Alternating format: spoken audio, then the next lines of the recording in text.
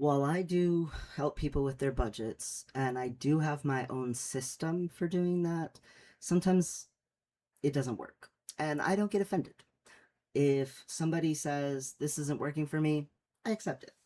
But I think people get very hyper focused on, oh, budgeting has to look like this. And I do want to make clear there are a lot of ways to budget that exist in the world. There's so many methods. Uh, Tons of the methods involve percentages, the 40/60 or the 20/80, or, you know, there's so many rules, or fractions instead of percentages. They might do the 50/30/20, rules. They're all of those percentages rules basically amount to, you put this much into your living expenses, the biggest amount, it goes into rent and food and stuff like that, and then you pick a percentage to go into investing or into savings, into long-term goals, and then you pick an amount to go into fun money or splurge money or, free spending money. um all of these rules and fractions and things, they're just sort of arbitrary. My system sort of uses them, but uses them as a subcategory. So I have four boxes in mine, and one of the boxes has three boxes that are inside of it. Uh, the three boxes that are inside of it are split into percentages like that. The other ways that I see of budgeting are things like just using your bank app to let you know what money is coming in and what money's coming out, and have it automatically set aside money into separate accounts. So it'll set money into a savings account, it will auto set money that's going aside to your investing and send it there.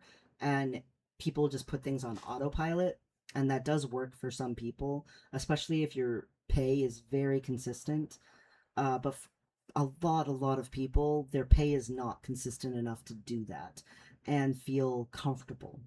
And so then there's other methods for people who have really sporadic pay, or maybe it's not that it's always so sporadic, but they have work that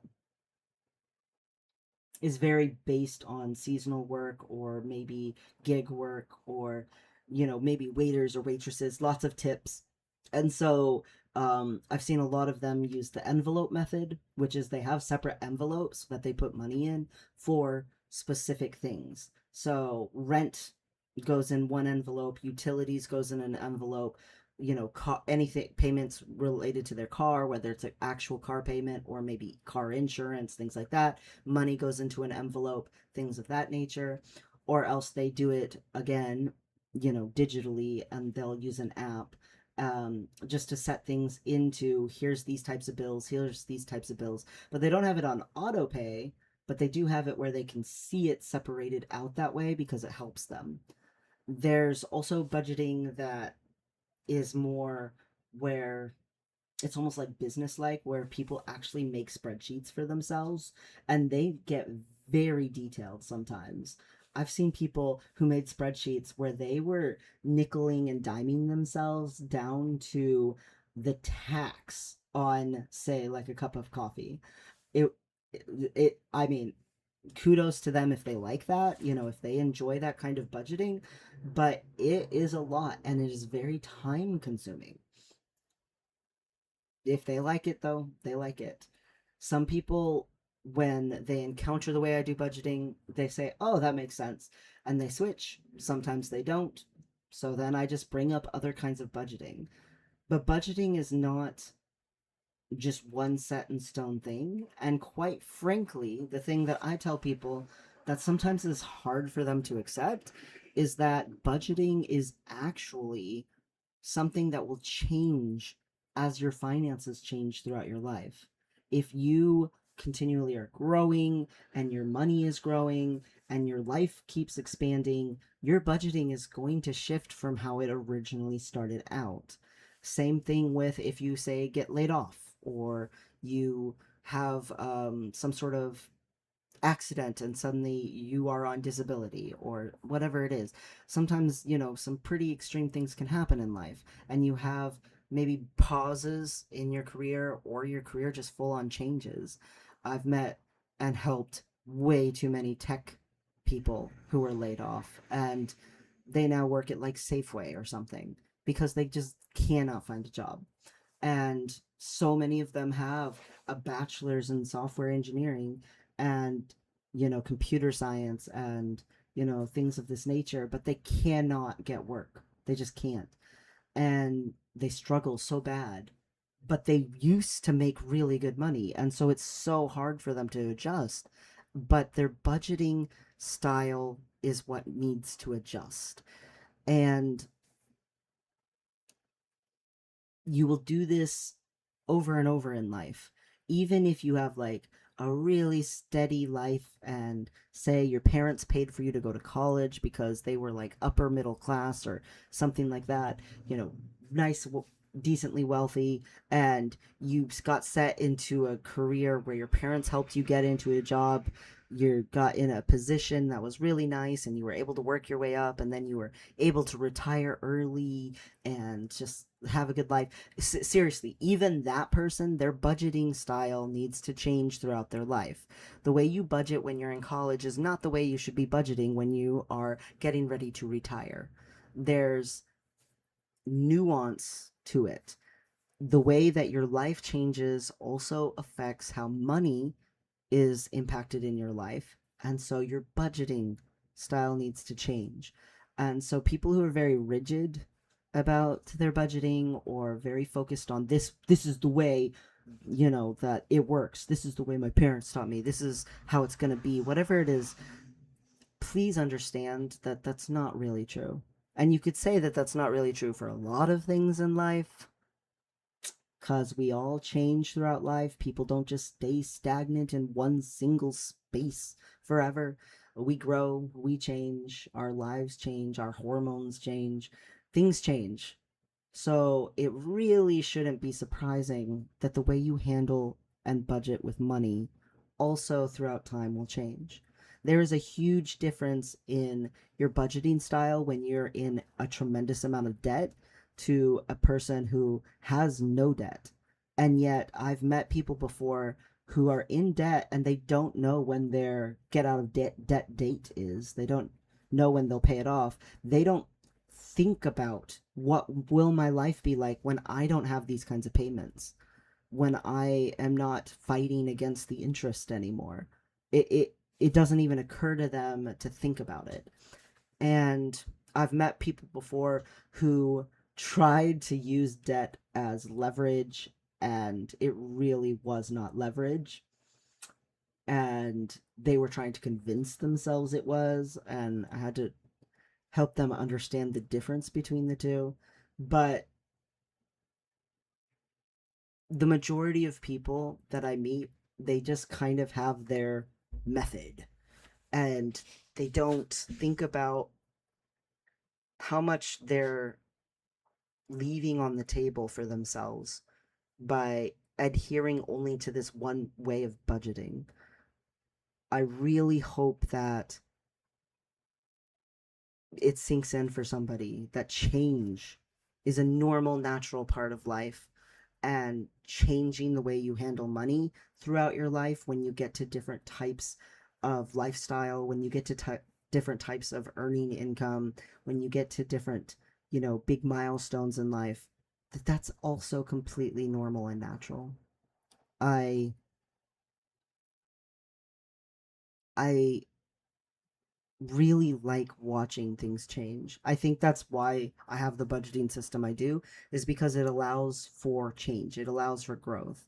But again, my budgeting system is pretty simple, but not everyone uses it, and that's okay. That's fine. I don't mind. I just hope that people realize the budgeting system that they do use, eventually it may need to change. For anyone who's like, what's his budgeting system? I have explained it in videos before, but they were kind of a long time ago. So, really short version, there's 4 boxes. There's the boxes for your necessities. The box for your necessities does not include junk food. People always say food as one giant blob. One of the biggest ways that I help people save money when they are looking for help with budgeting is getting rid of this food being altogether concept, and instead having food that actually has nutritional value and will help sustain you versus all the other junk food restaurants, soda pop.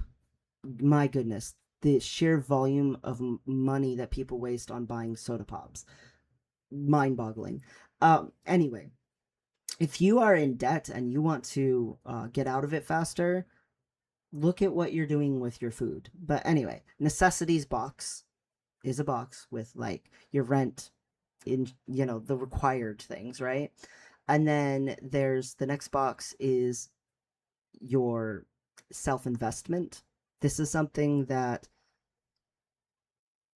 I think a lot of wealthier people understand is important, and they need to be putting money into that box, and a lot of poorer people, they sacrifice that box trying to make sure that they can get more money into that necessities box. And I really, really want to discourage that. And sometimes you don't have to spend money to do self investment, to learn new skills, new, knowledge, gain abilities. Your self investment is extremely important, but not everyone really thinks about it that way. Next box is get rid of box. Get rid of box is not just debt, it is also what things are lingering that you don't need, what assets have you not looked at in forever that you might not still need to be holding on to. You've been holding on to this, bunch of stuff over here. Can you donate it and get something out of it so you can defer some taxes? Like, seriously, the get rid of box never goes away. The necessities box never goes away. Self investment box never goes away. Your life is going to have ups, downs, fluctuations. These are all things that are supposed to just exist and be there. And then there's the future box. And the future box has your immediate goals, short term goals, and your long term goals. And so you have these short term, situations where maybe you're saving up for something that's like a middle ground between right now and super far into the future. Your investment super far into the future should be pretty large. Your investments into the middle, maybe decently large. Your investments into right now, not so much. How you feel right now could literally change tomorrow. I always tell people before you make a big purchase, please sleep on it. But maybe you're saving up for a computer. Well, that's not quite the same as saving up for retirement. But that's also not something you can buy tomorrow. So it goes in the middle. Okay. Anyway, I always have these 4 boxes, and then the last box has the 3 boxes that come out of it. And I say, 100% of however much money you're putting into the future investments box, 100% of it needs to be split up to where you've got 30 in, a box, and then you've got, 30 in a box, and then 40 or something like that. Or maybe you put, you know, 20 here, 20 there, and 60 there, but you pick a percentage. So I do use the percentages thing with those. But the reality is that as you get wealthier, as you get healthier, as your life gets more and more expansive, you want to be putting less and less money into the necessities box and more money into the self investment box and into the future investment box. Um, the get rid of box, it'll just always be there. Always. And how much is in the get rid of box will totally change. But it just depends on the situation and what's going on in life. That's not really determinant upon if you're doing super great in life or not. It's just going to be there. But the necessities box will also always be there. But you don't actually want it to take up the majority of your money. You want to get to a point where it's actually a pretty small part of your money. And you can do investing into yourself and investing into your future pretty heavily. That's the difference between being poor and rich. It really is. Poor people have to take from investing in the future, have to take from self investment and put it into the necessities box because they can't help it. They can't afford to do otherwise. Their life is so expensive. A person who is wealthy, they have money in the necessity box, and then after that, all the money just starts going into the boxes that benefit them the most, which is their self investment and investing into the future. And so, there's a cycle that happens there. And I always encourage people when they're using my budgeting method, you want to slowly get yourself to where you can have a smaller and smaller necessities box and a bigger and bigger investing box. But that takes time. That's not something that's going to happen like overnight for most people. And so the way that I do it is very, very open to growth. Now, how much money goes into those things is not based on a percentage for me. It's based on what your actual bills are and how much you need to exist, right? I start with that as the baseline and then build after that. So I don't do the percentages thing for any of the boxes except for future investment. So that's the mini version of how I do budgeting. But yeah, different people do different types of budgeting. And can I say my method is perfect for every single type of lifestyle and every single type of stage of life? No. And that's fine. That's why I don't get offended if someone chooses something else. But please don't rigidly think that you're going to be doing budgeting the same way your whole life. Maybe right now you have things on autopilot and it seems great, but you're going to get to a point where you're getting ready for retirement and things like that, and you need to understand what's going on with your finances, or maybe you're about to have a divorce. Suddenly, you need to know what's going on with your finances. Autopilot is the opposite of helpful, and you desperately need to understand what's financially sound. Seriously, no budgeting style is ever going to be perfect for 100% of your life. It's just not. So be flexible, be open to new ideas, be open to learning. It's a free way to put something into your self investment.